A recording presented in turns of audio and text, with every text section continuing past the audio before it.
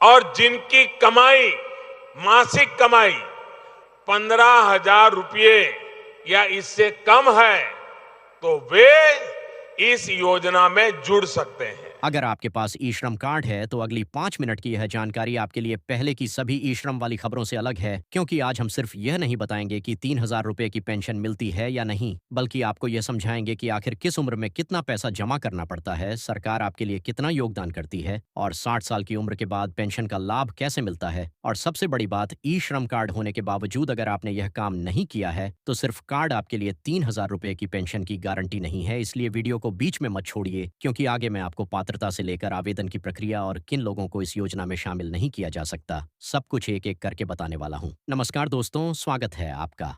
Information study में आज की जानकारी खास तौर पर उन लोगों के लिए है जो मजदूरी करते हैं, ड्राइविंग करते हैं, रिक्शा चलाते हैं, घरेलू काम करते हैं या किसी भी तरह के असंगठित क्षेत्र में काम करते हैं। अगर आपके पास ई श्रम कार्ड है तो इस वीडियो को ध्यान से देखिए, क्योंकि अक्सर सोशल मीडिया पर एक बात कही जाती है, ई श्रम कार्ड वालों को 3,000 रुपए हर महीने मिलेंगे। लेकिन दोस्तों, इस एक लाइन के पीछे पूरी कहानी क्या है? क्या सच में हर ई श्रम कार्ड धारक के खाते में 3,000 रुपए आने लगेंगे? नहीं। और यही बात आज आपको सबसे पहले समझनी है। ई श्रम कार्ड और 3,000 रुपए वाली पेंशन योजना को एक ही चीज समझ लेना सबसे बड़ी गलती हो सकती है। तो चलिए बिल्कुल आसान भाषा में पूरी जानकारी समझते हैं। 3,000 रुपए वाली पेंशन आखिर किस योजना की है? दोस्तों, 3,000 रुपए प्रतिमाह पेंशन का प्रावधान प्रधानमंत्री श्रम योगी मानधन योजना यानी PMSYM में है। इस योजना का उद्देश्य असंगठित क्षेत्र में काम करने वाले पात्र श्रमिकों को भविष्य में पेंशन का सहारा देना है। यानी अगर कोई व्यक्ति आज मेहनत मजदूरी करके अपना परिवार चला रहा है, तो भविष्य में जब उसकी उम्र बढ़ जाएगी और काम करने की क्षमता कम हो सकती है, उस समय उसके पास नियमित पेंशन का एक साधन हो। लेकिन यहाँ फिर से ध्यान दीजिए,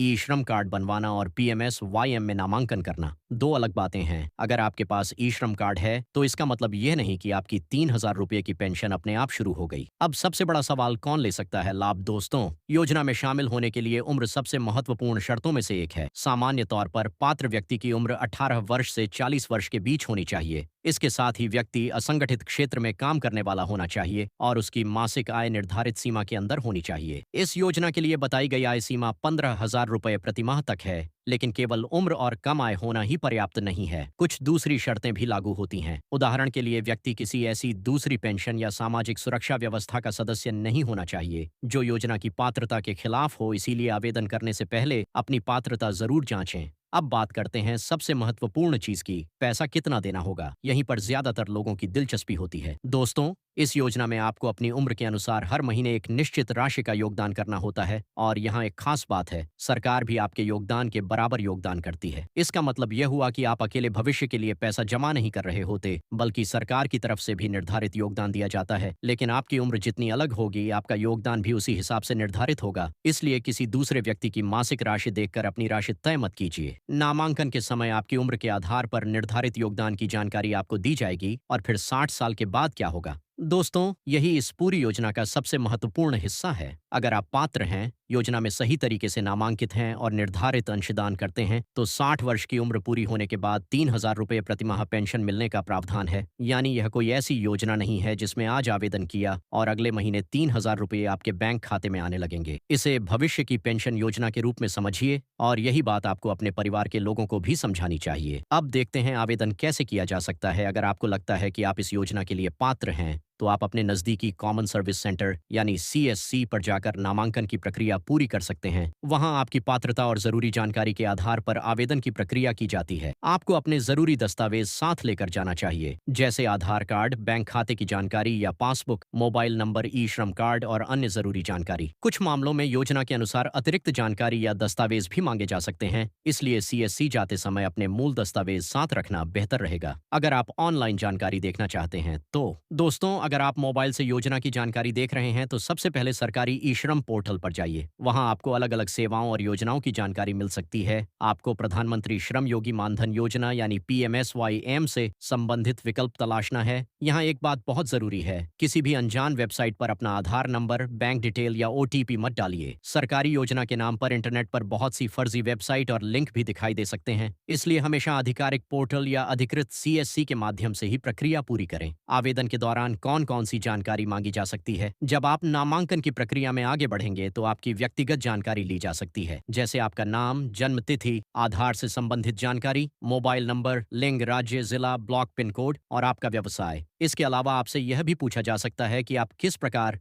का काम करते हैं और आपकी सामाजिक सुरक्षा या रोजगार से संबंधित स्थिति क्या है। यहाँ सबसे जरूरी बात, जो जानकारी आपके दस्तावेजों में है वही सही तरीके से भरें। गलत जानकारी देकर आवेदन करने की कोशिश न करें। बैंक की जानकारी भरते समय सावधान। इसके बाद बैंक से संबंधित जानकारी की जरूरत पड़ सकती है, जैसे बैंक खाता नंबर और IFSC आदि। दोस्तों, यहाँ एक छोटी सी गलती भी आगे परेशानी पैदा कर सकती है, इसलिए बैंक पासबुक सामने रखकर जानकारी भरना बेहतर है। खाता नंबर को एक बार भरने के बाद दोबारा जांचें। IFSC भी सही होना चाहिए और अगर आवेदन CSC से करा रहे हैं तो जमा करने से पहले ऑपरेटर द्वारा दर्ज की गई जानकारी को खुद भी एक बार जरूर देख लें। अब एक बहुत जरूरी सवाल, क्या हर ई-श्रम कार्ड धारक को 3,000 रुपए मिलेगा? नहीं। इस बात को याद रखिए, ई-श्रम कार्ड होने से अपने आप PMSYM की 3,000 रुपए पेंशन शुरू नहीं होती। इसके लिए आपको योजना की पात्रता पूरी करनी होगी और निर्धारित प्रक्रिया के तहत इसमें नामांकन करना होगा। इसलिए अगर कोई व्यक्ति आपको यह कह रहा है कि बस ई-श्रम कार्ड दिखाओ और हर महीने 3,000 रुपए पक्का मिलेगा, तो बिना जांचे उस बात पर भरोसा मत कीजिए। किन लोगों को खास तौर पर जानकारी लेनी चाहिए?